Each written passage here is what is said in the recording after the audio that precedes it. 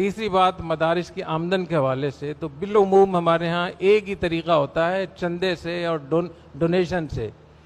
ہماری کوشش ہے کہ جو مدارس ہمارے بورڈ کے ساتھ ملحق ہیں وہ اپنی آمدن کے 4 ذرائع اختیار کریں۔ اس میں سب سے پہلا ذریعہ وہ بچے جو اپنے اخراجات خود برداشت کر سکتے ہیں، ان کو اس کا پابند کیا جائے کہ وہ اپنے اخراجات دیں۔ ہمارے دین میں یہ کہیں بھی نہیں ہے کہ آپ کسی پر بوجھ بن جائیں۔ ایک ہی گھر سے 3 بچے، 2 بچے اسکول جاتے ہیں، 1 بچہ مدرسے میں آتا ہے۔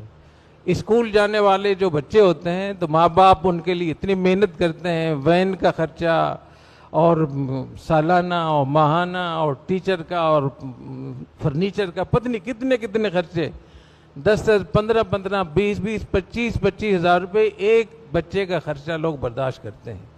اسی گھر کا جب ایک بچہ مدرسے میں آتا ہے تو وہ مدرسے پہ آ کر بوجھ بن جاتا ہے، وہ خود بھی زکوٰۃ کی رقم کھا رہا ہوتا ہے جو شرعاً جائز نہیں ہے اس کے لیے۔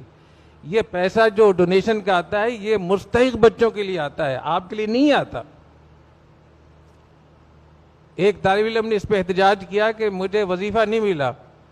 مولانا عبدالکریم صاحب نے مجھے بتایا کہ ان کا اپنا شو روم ہے گاڑیوں کا۔ تو جب اس قسم کا ماحول اور کلچر بنتا ہے مفت خوری کا، مفت میں رہنے کا، تو پھر آدمی کوئی کام نہیں کر سکتا، پھر ہمیشہ اپنے آپ کو اپاہج اور محتاج سمجھتا ہے۔ حضرت شیخ الاسلام حضرت مولانا حسین احمد مدنی رحمۃ اللہ علیہ نے علی گڑھ میں غالباً 1954-55 میں جو خطبہ ارشاد فرمایا تھا، تو اس وقت کی حکومت سے حضرت نے یہ درخواست کی کہ میں آپ سے درخواست کرتا ہوں کہ ہمارے مدارس کے جو علماء ہیں، فضلاء کرام ہیں، ان کے روزگار کے لیے آپ قانون بنائیں۔ اگر ان کے پاس روزگار نہیں ہوگا تو ہم ایک اپاہج قیادت امت کو لوگوں کو دیں گے۔ تو ایک تو یہ کہ یہ جو صحت مند ہیں، ٹھیک ٹھاک ہیں، کھاتے پیتے لوگ ہیں، وہ دوسروں پر بوجھ نہ بنیں، بلکہ کوشش کریں کہ کسی ایک طالب علم کا خرچہ اپنے ساتھ برداشت کر لیں۔ تو جب آپ اس پہ سروے کریں گے مدرسے میں، ہم نے اس کے سروے کیا تو جامعۃ الرشید میں 40% بچے وہ تھے جو خود زکوٰۃ ان پہ واجب تھی، ان کے لیے زکوٰۃ کا پیسہ استعمال کرنا جائز ہی نہیں تھا، لیکن وہ بھی بوجھ بنے ہوئے۔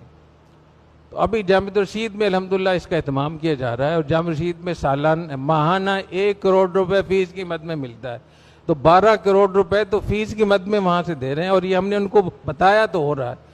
تو میں آپ سے یہ درخواست کروں گا کہ اپنے مدارس میں اس کی چھٹائی کریں، اس کی تحقیق کریں، جو بچے کھاتے پیتے ہیں ان کو بتائیں کہ آپ اپنا خرچہ خود برداشت کریں۔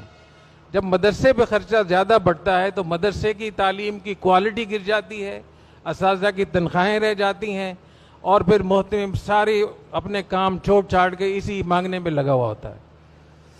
دوسری چیز ہے مدارس کے پاس انڈاؤمنٹ اور اوقاف ہونے چاہیے۔ نبی کریم صلی اللہ علیہ وسلم نے سب سے پہلے 7 باغ تھے آپ کے جو آپ نے وقف فرمائے، تو ہمیشہ مسلمانوں کی بڑی بڑی زمینیں اوقاف کی ہوتی تھیں۔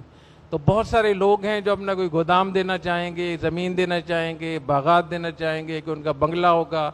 بہت سارے لوگ اپنے والدین کے ایصال ثواب کے لیے زمین وقف کرنا چاہتے ہیں، یا اس کا کوئی ایک حصہ وقف کرنا چاہتے ہیں، یا کوئی فیکٹری وقف کرنا چاہتے ہیں، فیکٹری کے کچھ شیئر وقف کرنا چاہتے ہیں، دینا چاہ رہے ہیں۔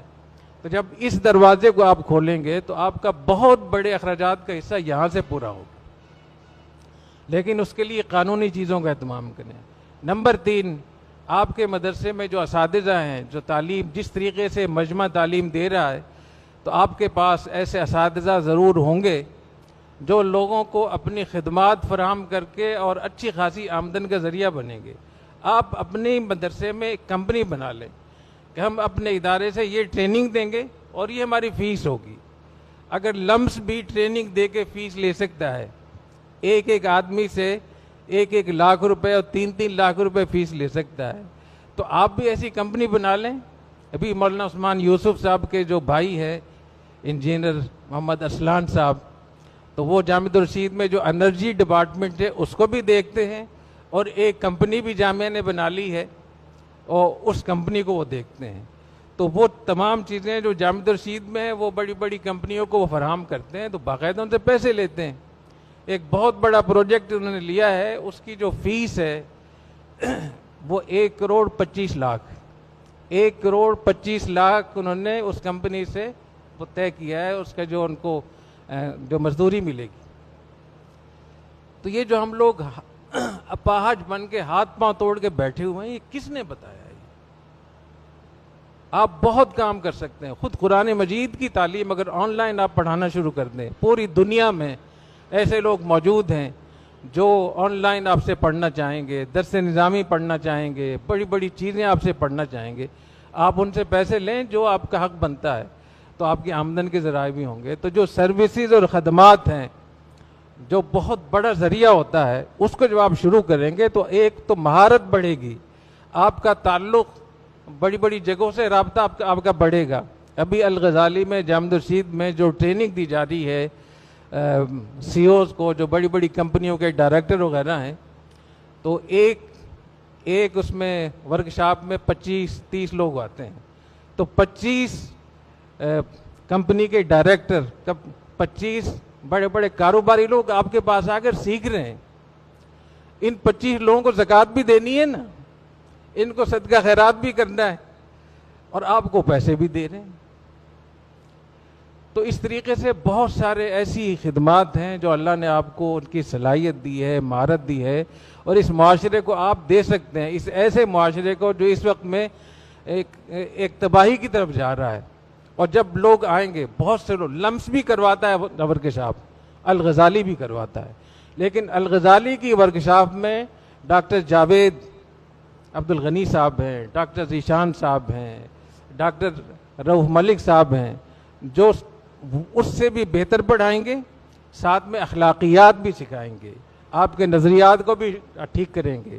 تو آپ کا جو فائدہ وہ ڈبل ہو جائے گا.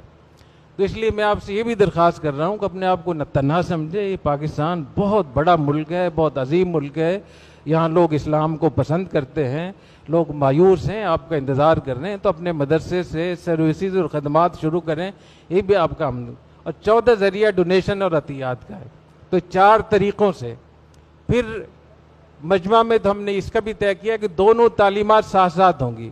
تو آپ اسکول کی تعلیم بھی ساتھ شروع کریں، اور اسکول میں جب آپ فیس لیں گے تو آپ کے اسکول کے مصارف بھی نکل آئیں گے، اور آپ کے مدرسے کے بھی بہت سارے مصارف نکل آئیں گے. محلے کے لوگوں سے آپ کا تعلق بڑھے گا. اب آپ کے مدرسے میں وزیرستان کے بچے تو پڑھ رہے ہیں، اور دنیا بھر کے پتہ نہیں کہاں کہاں سے، لیکن محلے کے بچے نہیں پڑھ رہے. تو چراغ تلے اندھیرا. تو محلے کا بھی آپ پر حق ہے. تو جب آپ اسکول بھی شروع کریں گے تو انشاءاللہ آپ کے وسائل میں بھی اضافہ ہوگا، آپ کے پی آر اور تعلقات میں بھی اضافہ ہوگا، آپ کی ہمدردیاں بڑھیں گی، محلے میں لوگ آپ کے ساتھ ہوں گے، آپ کے ساتھ کھڑے ہوں گے. اور اپنے محلے میں ایک فہرست بھی بنا لیں کہ ہمارے محلے میں کتنی بیوہ عورتیں ہیں، کتنے یتیم بچے ہیں، کتنے معذور لوگ ہیں. آپ ان کو یاد رکھیں، آپ ان کے لیے بھی کوشش کریں، یتیموں کی تعلیم کا، ان کی کفالت کا اہتمام کریں. مولانا فیاض صاحب تشریف رکھتے ہیں، ماشاءاللہ انہوں نے یتیموں کے لیے بہت بڑا کام شروع کیا ہے. ہمارے بھائی شاہ صدیقی صاحب ہیں، جامع رشید کے تحت مابا کا سلسلہ شروع کیا ہوا ہے. تو آپ کے پاس اپنے محلے کے جو معذور لوگ ہیں، غریب لوگ ہیں، یتیم ہیں، بیوہ عورتیں ہیں، ان کی فہرست ہونی چاہیے. عید کے دن جیسے آپ اپنے بچوں کو عیدی دیتے ہیں، کچھ عیدیں ان کو بھی پہنچائیں. تو خود اللہ تعالیٰ مدد کریں گے، آپ کی کفالت کریں گے انشاءاللہ تعالیٰ.